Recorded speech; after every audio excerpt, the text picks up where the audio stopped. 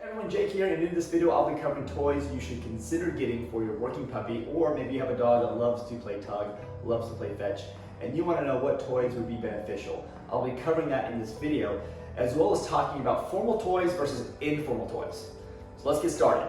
I'm going to start off with reward-based toys. Now these reward toys would be our formal toys we would use for our dogs or puppies later on, again, as a reward.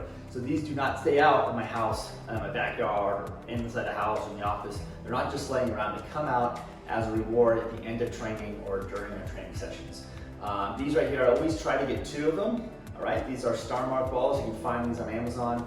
They're nice foam balls. They make great reward toys. The reason I recommend getting 2 of them is so we can transfer them.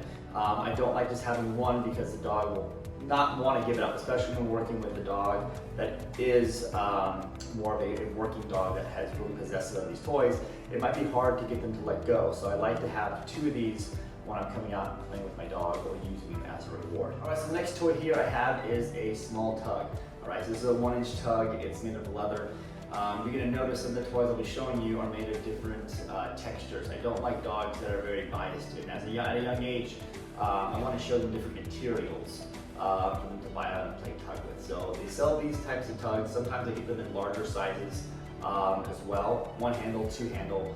These are great for young puppies or any dog that you want to use play tug with. They make great reward toys because later on I can fold this up if I need to, put it in my back pocket. I don't want something that's very large that the dog can see is very obvious. So this right here would be a kind of toy I would get. Any type of tug, jute, leather, synthetic, French linen, those are all types of tugs I would be getting. I would not recommend getting something very large, but something 12 to 8 inches, something small like this would be ideal. All right, next up I have the floor pole. So it's a pole just like this, and at the end of it you can attach a piece of leather or a tug, something that mimics prey. This is great for developing drive in young puppies. It's great for even maybe dogs a little bit older that has never done bite sports before, and you're trying to develop some of that drive, trying to get that prey drive going. These would be a great item to get, but for me, definitely a must-have for young puppies. All right, next up I have some pillows here. These are great pillows that can be used as a reward off of a bite later on, maybe during healing or other exercises I could be doing, but these are great to start your puppy on just for fun, okay? When I'm playing tug with my dog at a young age, using some of these toys, I'm not thinking about their grip, I'm just kind of introducing them to these surfaces, doing a little bit of tug to see how they respond.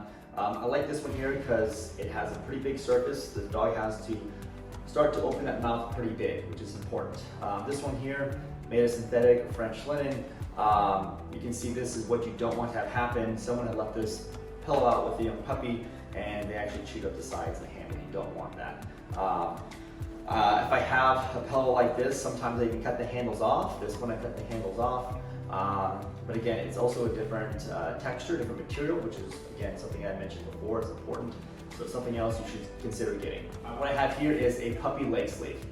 You could also get a forearm sleeve. Now, I don't recommend people who don't have a lot of experience or education to be putting one of these on and having the puppy bite. This is more for having the puppy see pictures, run at us, or maybe again, it could be a dog that's a little bit older, just to play tug with some of these materials here. This one is made of jute. I love working puppies when I start with jute if possible. All right, this is the last of my formal toys, would be a round pillow. I love the round pillows. This one here is pretty big I have one for my puppy that's it's a little bit smaller, probably about half the size. It being round is really nice because it teaches, again, the dog to really open their mouth, okay? You can get these in different materials as well. This one's in that French linen. You can get them in synthetic, that's what they're also called, or jute, or leather. So you don't have to get one of each. Again, this one here I love because it's got a nice little rope on the side. I can make prey with it. And again, this can be used as a reward toy, but it's also good for teaching young dogs to open that mouth pretty big. So this is the last of my formal toys that I would recommend getting. Remember, these are toys that do not just stay out all day long. These are toys that come out when you want to play or engage with your puppy or dog, and they go up afterwards. All right, so now I'll be moving on to informal toys. These are toys that I actually might leave out in my backyard for my puppy just to keep them busy when I'm not going to be engaging with them. These are Kongs, all right? There's 2 different sizes I have here. Now, I do know some people that use these as a reward, and that's absolutely fine. For me, personally, I like them just as an informal toy to have in the backyard. They want to run around with in their mouth. They're pretty indestructible. economical. I like the large Kong because we talked about earlier about the dog opening their mouth pretty big. So again, these are a couple of informal toys I recommend. Here's another example of an informal toy. This is just a little frisbee here. This is something I might play fetch with my puppy and my dogs. I leave them out sometimes. Again, this is something that I'm not going to use as a reward toy, so in my opinion, it's okay to leave something like this out if you need to. This is the last of my informal toys here. This is a little octagon ball. It's squishy. My dogs let me chase it around, and I'm not too destructive with it. It's lasted a while. Now there are some dogs that will get a hold of this and they're going to chew it up within a heartbeat. Same thing with my Kong or my frisbee. All right, so it's going to be more dog dependent. So use your imagination when it comes to informal toys. Remember, our formal toys should stay special. Those go up. The dog should not be destructive on them and chewing them and destroying them. Most of my formal reward toys for my dogs have lasted many years. Now, something just to keep in mind is make sure you get quality equipment when it comes to your reward toys. Same thing with your informal toys. I don't really care if my dogs shoot up too much, but I also don't want to get something that's going to be gone within a couple days. So hope this gave you some information, shed some light on the topics. Be on the lookout for some more dog training tips to help you with your working dogs or your pet dogs.